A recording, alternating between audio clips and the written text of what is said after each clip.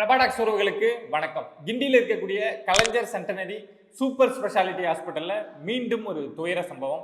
இதுக்கு முன்னாடி விக்னேஷ் அப்படிங்கிற நபர் அங்க வேலை பார்த்துட்டு இருந்த டாக்டரை கத்தியால குத்துன சம்பவம் ரொம்ப பரபரப்பா இருந்தது, பார்த்தோம். பட் இப்போ நேத்து இன்னொரு சம்பவம் நடந்திருக்கு. விக்னேஷ் அப்படிங்கிற ஒரு நபர் இங்க இந்த ஹாஸ்பிட்டலுக்கு ட்ரீட்மெண்ட்டுக்காக நேத்து இறந்து போயிருக்கார். அந்த கத்தியால குத்துன நபர் பேரும் விக்னேஷ் தான். நேத்து அந்த ஹாஸ்பிட்டல்ல இறந்து போன நபர் பேரும் விக்னேஷ் தான். ஸோ அந்த சம்பவத்தை ஒட்டியே இந்த சம்பவம் நடந்ததுனால ஒரு பெரிய பரபரப்பு அந்த ஹாஸ்பிட்டல் முழுக்க. ஏன்னா ஹாஸ்பிட்டல்ல என்ன நடக்குது, நம்பி இங்க ட்ரீட்மெண்ட் எடுக்கலாமா அப்படின்னு. ஏன்னா ஒரு ட்ரீட்மெண்ட்டுக்கு 2 நாள் தான் ஆகுது. 2 நாள்ல இந்த விக்னேஷ் அப்படிங்கிற நபர் இறந்து போயிருக்காரு. ஸோ இந்த விஷயத்தை பத்தி தான் நான் உங்ககிட்ட எக்ஸ்பிளைன் பண்ண போறேன். பட் இதுல என்னோட ஒப்பீனியன் என்ன, ஜிஹெச் இந்த மாதிரி கவர்மெண்ட் ஹாஸ்பிட்டல்ஸ்லாம் எப்படி இருக்கு அப்படிங்கிற விஷயத்த நான் சொல்ல போறது கிடையாது. என்ன நடந்திருக்கு அப்படிங்கிறத நான் உங்ககிட்ட சொல்றேன். நீங்க இத மாதிரி விஷயங்கள உங்களுடைய ஒப்பீனியன் என்ன அப்படிங்கிறத மறக்காம கமெண்ட் பாக்ஸ்ல கமெண்ட் பண்ணுங்க.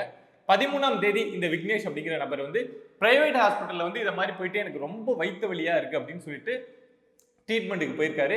அங்க ட்ரீட்மெண்ட் பார்த்தவங்க என்ன சொல்லியிருக்காங்க அப்படின்னா, உங்களுடைய பித்தப்பையில கல் இருக்கு, நீங்க உடனடியா ட்ரீட்மெண்ட் எடுக்கணும் அப்படின்னு சொல்லியிருக்காங்க. சொல்லிட்டு நீங்க எங்க ஹாஸ்பிட்டல்ல ட்ரீட்மெண்ட் எடுக்கணும் அப்படின்னா ஒரு நாளைக்கு மோர் தென் 20K செலவாகும் அப்படின்னு சொல்லியிருக்காங்க. ஸோ அவங்களுடைய ஃபேமிலி அவ்வளவு பணம் செலவு பண்ணி பார்க்க முடியாது அப்படின்னு முடிவு பண்ணி அந்த விக்னேஷ் அவங்க ஃபேமிலி இங்க இந்த கிண்டியில இருக்கக்கூடிய கவர்மெண்ட் ஹாஸ்பிட்டலுக்கு வராங்க. வந்ததுக்கு அப்புறம் இவங்க வந்தது 13ஆம் தேதி நைட்டு வராங்க. நைட்டு வந்த உடனே வரப்போவே இந்த விக்னேஷுக்கு வயிற்று வலி ரொம்பவே அதிகமா இருந்திருக்கு. பட் கொண்டு போய் அங்க டாக்டர்ஸ்ட காமிச்சப்போ பெயினுக்காக ஒரு இன்ஜெக்ஷன் மட்டும் போட்டு, அதாவது ஒரு வயிற்று வலியில துடிச்சு வந்திருக்காரு. வீல் சேர்ல தான் வந்திருக்காரு. பட் வீல் சேர்லயே உட்கார வச்சு ஒரு இன்ஜெக்ஷன் போட்டிருக்காங்க. ஸோ அதுக்கப்புறமே இவங்க தேடி பிடிச்சி இவங்களுக்குன்னு ஒரு பெட் ரெடி பண்ணி ஹாஸ்பிட்டல்ல படுக்கிறாங்க. பட் அடுத்த நாள் காலையில 14ஆம் தேதி காலையில 10 மணி வரைக்கும் எந்த டாக்டர்ஸும் அந்த விக்னேஷ்க்கு என்ன ஆச்சு என்னன்னு சொல்லல. இது எல்லாமே அந்த விக்னேஷோட தம்பி அவரா ஓப்பனா வெளியில பேசின வீடியோ. நாமளா எதையுமே சொல்ல, அவரு குற்றச்சாட்டா இந்த ஹாஸ்பிட்டல்ல என்னென்ன நடந்தது, என்னோட அண்ணன் இங்க அட்மிட் ஆனதுக்கு அப்புறம் என்னென்ன நடந்தது அப்படிங்கிற விஷயத்த டீட்டெயிலா சொல்லியிருக்காங்க. அது போக இந்த விக்னேஷ் இருக்காருல்ல, இவருக்கு திருமணம் ஆயிருக்கு, 2 வயசுல குழந்தை இருக்கு. அவருடைய மனைவி அழுற விஷயங்கள், அவங்க சொன்ன விஷயங்கள் எல்லாத்தையும் நம்ம ஒரு கிளப் பண்ணி தான் உங்ககிட்ட நான் பேசிட்டு இருக்கேன். 14ஆம் தேதி காலையில 10 மணிக்கு அடுத்த முறை டாக்டர் பார்த்துருக்காங்க. பட் பெருசா எதுவுமே ட்ரீட்மெண்ட் அப்படிங்கிறது கொடுக்கல, ஒரு ட்ரிப்ஸ் கூட போடல அப்படின்னு தான் சொல்றாங்க. 14ஆம் தேதி இன்னைக்கு சாயங்காலம் இந்த விக்னேஷ்க்கு மூச்சு திணறல் ரொம்ப அதிகமாயிருக்கு. உடனே இவங்க போயிட்டு அங்க இருந்த டாக்டர்ஸ்லாம் கூப்பிட்டு, நர்சஸ் கூட அங்க ப்ராப்பரா இல்லை அப்படின்னு தான் சொல்றாங்க. ஸோ அவங்களெல்லாம் கூப்பிட்டு இது மாதிரி மூச்சு திணறல் அதிகமா இருக்கு அப்படின்னு சொன்னதுக்கு அப்புறம் 14ஆம் தேதி இன்னைக்கு நைட்டு ஒரு 10 மணி 10:30 மணி அளவுல அவங்கள ஐசியூ வார்டுக்கு மாத்திருக்காங்க. ஸோ எமர்ஜென்சியா இருக்காரு அப்படின்னு சொல்லிட்டு. பட் அந்த வார்டுக்கு போனதுக்கு அப்புறம் கூட உள்ள ப்ராப்பரா நர்சஸ் கிடையாது, டாக்டர்ஸ் கூட இல்லை அப்படின்னு தான் இந்த விக்னேஷோட தம்பி மீடியாவில் பேசுறப்ப சொல்றாரு. என்ன சொல்றாரு அப்படின்னா, ஐசியூனா யாரும் போக முடியாது, உள்ள நர்சஸ் தான் இருப்பாங்க, டாக்டர்ஸ் உள்ளே இருப்பாங்கன்னு சொல்ல முடியாது. பட் பேஷண்ட்ஸை பார்த்துக்கிறதுக்கு நர்சஸ் இருப்பாங்க, அவங்க கூட உள்ள கிடையாது. நான் உள்ள போய் பார்த்துட்டு வந்தேன், உள்ள அவனுக்கு எப்படி பல்ஸ் இருக்கு, அவன் என்ன பண்ணிட்டு இருக்கான் அப்படிங்கிறத நான் உள்ள போய் பார்த்துட்டு வந்தேன். உள்ள பார்க்குற டைம்ல நர்சஸ் கூட கிடையாது அப்படின்னு சொல்லியிருக்காங்க. ஸோ அந்த டைம்ல சரி இங்க ப்ராப்பரா ட்ரீட்மெண்ட் கிடையாது அப்படின்லாம் முடிவு பண்ணதுக்கு அப்புறம் விக்னேஷோட ஒய்ஃப் என்ன பண்ணிருக்காங்க அப்படின்னா, நீங்க ட்ரீட்மெண்ட் கொடுக்கலன்னா பரவாயில்ல, டிஸ்சார்ஜ் பண்ணி விடுங்க, நான் என்னுடைய ஹஸ்பண்டை பிரைவேட் ஹாஸ்பிட்டலுக்கே கூப்பிட்டு போறேன், எனக்கு என்னுடைய ஹஸ்பண்ட் தான் ரொம்ப முக்கியம், 2 வயசுல எனக்கு குழந்தை இருக்கு, நான் என்ன பண்றேன்னு தெரியல, எனக்கு டிஸ்சார்ஜ் பண்ணி விடுங்க அப்படின்னு அங்க இருந்த நர்சஸ் கிட்ட ஆர்குமெண்ட் அப்படிங்கறத விக்னேஷோட ஒய்ஃப் பண்ணிருக்காங்க. பட் நர்ஸ் என்ன சொல்லியிருக்காங்க, அவங்க தரப்புல இருந்து என்ன சொல்லியிருக்காங்க அப்படின்னா, இது அந்த அத்தாரிட்டி, டிஸ்சார்ஜ் பண்ணக்கூடிய அத்தாரிட்டி எங்கள்கிட்ட கிடையாது, காலையில டாக்டர்ஸ் வருவாங்க, நீங்க அவங்கள்ட்ட பேசிக்கிங்க அப்படின்னு சொல்லியிருக்காங்க. பட் இந்த டைம்ல பேரலா விக்னேஷோட பல்ஸ் அப்படிங்கிறது ரொம்ப ஒரு ஏறி இறங்குறது இதை மாதிரியே இருந்திருக்கு. அடுத்த நாள் காலையில ஒரு 9:30 மணி, அதாவது நேற்று காலையில 15ஆம் தேதி காலையில 9:30 மணிக்கு விக்னேஷ் இறந்து போயிட்டார். ஸோ இந்த சம்பவம் நடந்திருக்கு. இதுக்கு அந்த விக்னேஷோட அவங்க குடும்ப தரப்புலேருந்து வைக்கக்கூடிய குற்றச்சாட்டுகள் என்ன அப்படின்னா, சரியா ட்ரீட்மெண்ட் கொடுக்கல அப்படின்னு தான். இதுல இன்னொரு பார்வை அப்படிங்கிறது இருக்கு. ஏன்னா 14ஆம் தேதி டாக்டர்ஸ் எல்லாமே நாங்க வேலை நிறுத்தம் பண்ண போறோம் அப்படின்னு சொல்லியிருந்தாங்க. ஏன்னா 13ஆம் தேதி அந்த மருத்துவரை விக்னேஷ் அப்படின்னு இன்னொரு விக்னேஷ் கத்தியால குத்துன சம்பவம் நடந்தது. ஸோ 14ஆம் தேதி மருத்துவர்கள்லாம் வேலை நிறுத்தம் அப்படின்னு சொல்லியிருந்தாங்க. அதனாலதான் இந்த ஹாஸ்பிட்டல்ல பெரிய அளவுல டாக்டர்ஸ் இல்லை அப்படிங்கிற ஒரு பார்வை இருந்தது. பட் இந்த விஷயத்துக்கு ஹெல்த் மினிஸ்டரா இருக்கக்கூடிய மா சுப்பிரமணியம் என்ன சொல்லியிருந்தார் அப்படின்னா, வேலை நிறுத்தம் அப்படிங்கிறது நடக்கவே கிடையாது. எங்ககிட்ட அங்க இருக்கக்கூடிய டாக்டர்ஸ் வந்து பேச்சுவார்த்தை நடத்துனாங்க. ஸோ பேச்சுவார்த்தை நடத்திட்டு அவங்க திரும்ப வேலைக்கு போயிட்டாங்க அப்படின்னு மா சுப்பிரமணியம் அவர்களே சொல்லியிருந்தாரு. அப்படி அவருடைய பாயிண்ட் ஆஃப் வியூல பார்த்தோம் அப்படின்னா டாக்டர்ஸ் வந்து எல்லாருமே வேலைக்கு போயிருக்காங்க, போல அப்படின்னு கிடையாது. இன்னொரு பக்கம் என்ன சொல்றாங்க அப்படின்னா அங்க இருக்கக்கூடிய டாக்டர்ஸ் உண்மையாலுமே யாரும் வந்து வேலையில் இருக்கோம்னா ஈடுபடல, அவரு மினிஸ்டர் சொன்னது சரிதான், ஆனா இங்க இருக்கிறதே கம்மியான டாக்டர்ஸ் தான் இருக்காங்க. ஸோ அவங்க இத்தனை பேஷண்ட்ஸை பார்க்க முடியல, இங்க நிறைய பேர் வராங்க, இவங்களை பார்க்க முடியல. ஸோ அந்த அடிப்படையில் பார்க்குறப்போ விக்னேஷுக்கு வந்து சரியா ட்ரீட்மெண்ட் கொடுக்க முடியல. அங்கே விக்னேஷ்க்கு மட்டும் இல்லை, அந்த ஹாஸ்பிட்டல் வரக்கூடிய பேஷண்ட்ஸ் நிறைய பேருக்கு வந்து இதை மாதிரி சரியான ட்ரீட்மெண்ட் அப்படிங்கிறது கொடுக்கப்படல அப்படிங்கிற விஷயத்த அந்த விக்னேஷோட இப்போ இறந்து போன விக்னேஷ் இருக்கார்ல, ஸோ அவருடைய பிரதர் வந்து மீடியா முன்னாடி ஓப்பனாக பேசுகிறார். இந்த விஷயத்துல இன்னொரு அலிகேஷன் அப்படிங்கிறத வைக்கிறாங்க.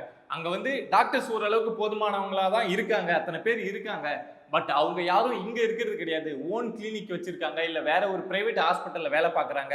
ஸோ அங்க போயிடுறதுனால இங்க இருக்க மாட்டேங்கிறாங்க, இங்க இருக்கக்கூடிய பேஷண்ட்ஸ்க்கு முக்கியத்துவம் கொடுக்க மாட்டேங்கிறாங்க அப்படிங்கிற ஒரு குற்றச்சாட்டம் வருது. இதுக்கு முன்னாடி ஒரு டாக்டர் பாலாஜி அப்படிங்கிற டாக்டர் வந்து கத்தி குத்து வாங்கினார்ல, ஸோ அவரு விஷயத்துல கூட என்ன சொல்றாங்க அப்படின்னா அவரு இந்த ஹாஸ்பிட்டல்ல இருக்கிறத விட அவர் வந்து ஒரு கவர்மெண்ட் டாக்டர், ஆனா அவர் இந்த ஹாஸ்பிட்டல்ல இருக்கிறத விட காவேரி ஹாஸ்பிட்டல்ல தான் அதிகமா இருப்பார் அப்படின்னு சொல்லிட்டு காவேரி ஹாஸ்பிட்டல்ல அவருடைய பேரே இருக்கு, இந்த டாக்டர் வந்து இத்தனை மணிக்கு வருவார், நீங்க வந்து பார்க்கலாம் அப்படின்னு அந்த போர்டே இருக்கு. அதையே எடுத்து சோசியல் மீடியாவில எல்லாம் ஷேர் பண்ண ஆரம்பிச்சிட்டாங்க. ஸோ இதை மாதிரி இங்க கவர்மெண்ட் ஹாஸ்பிட்டல்ல வேலை பார்க்கக்கூடிய டாக்டர்ஸ் எல்லாருமே தனியா ஓனா கிளினிக் வச்சிருக்கிறதுனாலையும் இல்ல பெரிய பெரிய பிரைவேட் ஹாஸ்பிட்டல்ல வந்து போயிட்டு அவங்க டியூட்டி பார்க்கறதுனாலையும் இங்க இருக்கக்கூடிய நேரத்தை குறைச்சிக்கிறாங்க, இங்க அந்த இம்பார்ட்டன்ஸ் அப்படிங்கிறத கொடுக்கறது கிடையாது. ஸோ இந்த விஷயத்த அந்த கத்தி குத்து வாங்கின பாலாஜியும் செஞ்சிருக்காரு அப்படின்னு தான் இப்போ அந்த குற்றச்சாட்டு அப்படிங்கிறது இருக்கு.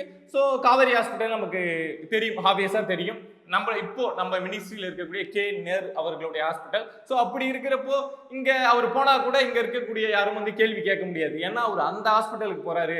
ஸோ அதை பத்தி யாரும் இங்க கேள்வி கேட்க முடியாது. ஸோ இந்த சம்பவம் தான் நடந்திருக்கு. இப்போ விக்னேஷ் நம்பர் இறந்து போயிட்டார். இந்த சம்பவம் நடந்து, ஏன்னா இதை மாதிரி இந்த கத்திக்குத்து சம்பவம் நடந்ததுக்கு அப்புறம் கண்டிப்பா அந்த ஹாஸ்பிட்டல்ல கொஞ்சம் வந்து அந்த பார்வை அப்படிங்கிறது நிறையவே இருந்திருக்கும். எல்லாரும் முடிஞ்ச அளவுக்கு சேஃப்டியா தான் பார்த்துருப்பாங்க.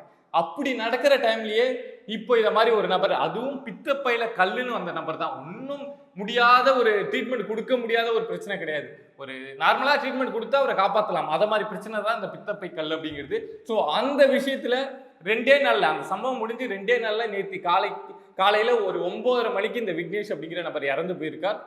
ஸோ இதை பார்க்குறப்போ ஓவராலா நீங்க என்ன ஃபீல் பண்றீங்க? அந்த ஹாஸ்பிட்டல்ல இருக்கக்கூடிய இன்னும் பேஷண்ட்ஸ் நிறைய பேர் இருப்பாங்கல்ல, ஒரு சம்பவம் நடந்து அடுத்த 2 நாள்லயே இதை மாதிரி ஒரு சம்பவம் நடக்குது அப்படிங்கிறப்போ அவங்களுக்கு எதை மாதிரியான ஒரு நம்பிக்கை அந்த ஹாஸ்பிட்டல் மேல வரும், ஜிஹெச் மேல வெளியிலேருந்து பார்க்கக்கூடியவங்களுக்கு என்ன ஒரு நம்பிக்கை வரும் அப்படிங்கிறது நீங்க உங்களுடைய ஒப்பீனியன் என்ன? இதை மாதிரி விஷயங்கள் நடக்கிறதுக்கு என்ன காரணம் அப்படிங்கிறது சொல்லுங்க. இதை மாதிரி விஷயம் இங்க மட்டும்தான் நடக்குதா, தமிழ்நாட்டில் மட்டும்தான் நடக்குதா அப்படின்னா கிடையாது. இப்போ இன்னைக்கு நைட்டு வந்து ஒரு சம்பவம் வந்து உத்தரப்பிரதேசத்தில் நடந்திருக்கு. உத்தரப்பிரதேசம் ஜான்சி டிஸ்ட்ரிக்ட்ல இருக்கக்கூடிய மகாராணி லட்சுமிபாய் அரசு மருத்துவமனையில ஒரு கொடூர சம்பவம்ங்க இங்க நடந்ததுல இதை விட ஒரு பெரிய கொடூர சம்பவம் அப்படின்னு சொல்லலாம். அங்க இருக்கக்கூடிய இந்த குழந்தைகள் எல்லாம் வச்சிருப்பாங்கல்ல, ஸோ அதே மாதிரி ஒரு இடத்துல வந்து கிட்டத்தட்ட ஒரு 54 குழந்தைங்க இருந்திருக்காங்க. அந்த இடத்த மின்கசிவு ஏற்பட்டிருக்கு. ஸோ இதுவும் ஜிஹெச் தான், அதாவது இதுவும் கவர்மெண்ட் ஹாஸ்பிட்டல் தான். ஸோ அதனாலதான் அந்த கவர்மெண்ட் ஹாஸ்பிட்டலோட ஸ்டாண்டர்ட்ஸ் வந்து எந்த அளவுக்கு இருக்கு அப்படின்னு நம்ம வெளியில சொல்லணும் அப்படிங்கிறதுனால தான் இந்த விஷயத்தையும் நான் உங்க கூட கம்பைன் பண்ணி சொல்றேன், உத்தரப்பிரதேசத்துல நடந்த இந்த விஷயத்தையும். ஸோ அந்த மின்கசிவுல அந்த 54 குழந்தைங்க இருந்தாங்கல்ல உள்ள, அந்த 54 குழந்தைங்களும் பாதிக்கப்பட்டிருக்காங்க. 10 குழந்தைங்க இறந்தே போயிட்டாங்க, ஏன்னா மின்கசிவு ஏற்பட்டு அந்த இடமே வந்து ஃபயர் ஆயிருக்கு. ஃபயர் ஆனதுல 10 குழந்தைங்க எல்லாமே பிஞ்சு குழந்தைங்க இறந்து போயிட்டாங்க. மிச்சம் இருந்த அந்த 54ல 10 குழந்தைங்க இறந்து போயிட்டாங்கன்னா மிச்சம் இருந்த எல்லா குழந்தைங்களுக்கும் தீக்காயம் இருக்கு. அதுல நிறைய குழந்தைங்க வந்து உயிர் போற நிலைமையில அந்த நிலைமையில தான் இருந்துட்டு இருக்காங்க. சில குழந்தைகள் தான் சின்ன தீக்காயம், மற்ற எல்லாருமே பெரிய அளவுல பாதிக்கப்பட்டிருக்காங்க. யோசிச்சு பாருங்க, 54 குழந்தைங்க ஒரு இடத்துல இருந்து இந்த மாதிரி பிரச்சனையை ஃபேஸ் பண்றாங்க அப்படின்னா அவங்களுடைய குடும்பம், அவங்க சொந்தக்காரங்க, குழந்தை பிறந்துருச்சு அப்படின்னு சொல்லிட்டு சந்தோஷமா இருந்தாங்க அப்படின்னு கிட்டத்தட்ட அந்த உத்தரப்பிரதேஷ் அந்த ஏரியாவே ஜான்சி டிஸ்ட்ரிக்டே வந்து இப்போ வந்து ஒரு சோகமா இருக்கு அப்படின்னு சொல்லலாம். ஏன்னா ஒரு பெரியவங்களுக்கு ஒன்று நடக்குது அப்படின்னா கூட இங்க ஏத்துப்பாங்க, ஓரளவுக்கு ஏத்துப்பாங்க, அட்ஜஸ்ட் பண்ணிப்பாங்க.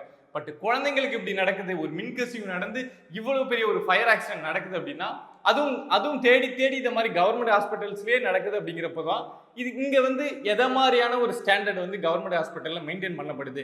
இதுவே ஒரு பிரைவேட் ஹாஸ்பிட்டல் இது மாதிரி ஒரு சம்பவம் நடந்திருந்தது அப்படின்னா இந்நேரம் இது எவ்வளவு பெரிய இஷ்யூவா மாறி இருக்கும், என்னென்ன நடந்திருக்கும். ஸோ பிரைவேட் ஹாஸ்பிட்டல் அவங்க பணம் வாங்குறாங்க, அவங்க பத்திரமா பார்க்கணும் அப்படின்னு சொல்லக்கூடிய நாம ஏன் கவர்மெண்ட் ஹாஸ்பிட்டல்லையும் அதை மாதிரி பார்க்கணும் அப்படின்னு சொல்ல மாட்டேங்கிறோம்? கவர்மெண்ட் ஹாஸ்பிட்டல்லையும் பணம் வாங்குறாங்கல்ல. ஸோ இந்த விஷயம் நம்ம ஏன் அதை பற்றி யோசிக்க மாட்டேங்கிறோம் அப்படின்னு தெரியல. ஸோ நீங்கள் என்ன நினைக்கிறீங்க? இந்த ஓவராலாக இந்த ஜிஹெச்சில் நடக்கக்கூடிய இந்த கதையெல்லாம் பார்க்குறோம்ல. ஸோ ஒரே நாளில் நேத்தி விக்னேஷ் இங்கே இறந்து போகிறார், அங்கே உத்தரப்பிரதேசத்தில் இத்தனை குழந்தைங்க இறந்து போகிறாங்க. இதுக்கு முன்னாடி இதே விக்னேஷ் இறந்து போன ஹாஸ்பிட்டலில் 2 நாளைக்கு முன்னாடி ஒரு சம்பவம் நடக்குது. அப்படிங்கிறப்போ நீங்கள் என்ன இந்த ஜிஹெச் அங்கே போய் ட்ரீட்மெண்ட் எடுக்கிறத பற்றி என்ன நினைக்கிறீங்க? அங்கே போய் ட்ரீட்மெண்ட் எடுக்கணும் அப்படின்னு எடுக்கக்கூடிய சூழலில் நிறைய பேர் இருக்காங்க. ஆனால் எடுக்கணும் அப்படிங்கிற மனநிலையில் இங்கே யாரும் இல்லையோ அப்படின்னு தோணுது. நீங்கள் என்ன இந்த விஷயத்தை பற்றி நினைக்கிறீங்க அப்படிங்கிறத மறக்காமல் கமெண்ட் பாக்ஸில் கமெண்ட் பண்ணுங்கள். See you on next video. Subscribe பண்ணி சப்போர்ட் பண்ணுங்கள். நன்றி.